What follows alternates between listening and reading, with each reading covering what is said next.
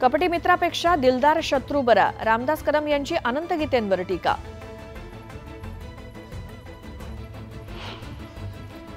तानाजी सावंत यांच्याकडून आश्वासनं पूर्ण, लोकसभेची आचारसंहिता लागण्याआधी मोठी घोषणा, धाराशिवमधील 3 नव्या रुग्णालयांना मंजुरी. छत्तीसगडच्या बिजापूर जिल्ह्यात माओवाद्यांचा हल्ल्यात भाजप नेत्याचा मृत्यू, वर्षभरातील 6व्या भाजप नेत्याची हत्या. धाराशिव जिल्ह्याला पाणी टंचाईची भीषण झळ, सीना कोळेगाव धरणात 8% उपयुक्त पाणीसाठा. मनमाडमध्ये संभाजी भिडेंची गाडी अडवल्यानं शिवप्रतिष्ठानकडून आंदोलन, गाड्या अडवणाऱ्यांवरती कारवाईची मागणी.